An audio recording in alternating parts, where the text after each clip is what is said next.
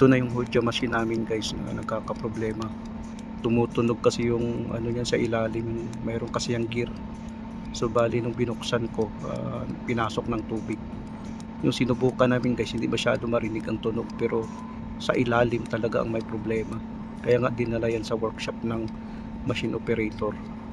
So nung dyan na sa workshop, ang ginawa ko, binaklas ko na lang lahat. Yan kasing ano, yung pin bearing na yan, pinasok yan ng tubig.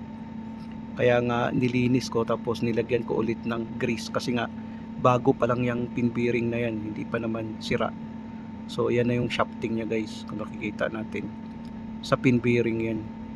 So yan na yung sa ilalim guys, kung makikita natin, ganun kasi yan siya, kung makikita natin.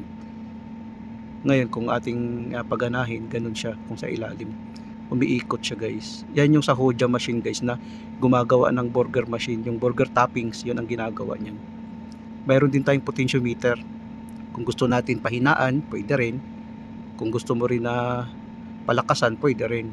Yan o, malakas din siya. Pihitin mo lang yung potentiometer. Yun kasi ang control niya para sa malakas at mahina na speed. Tapos ngayon guys, ay inassemble ko na lahat. Hindi ko na pinapakita. Ngayon sinubukan ko. So wala na yung tunog. So okay na yan kung makikita natin. No? Ganun ang function niya guys, kung makikita natin. Pagpahinaan mo naman, ganun.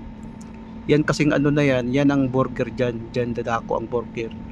Tapos ngayon, iwa-wipe niya para ma-plain yung burger. Ready to use na yan guys, kung makikita natin. Yun na yung forma ng burger machine na yan, kung makikita natin.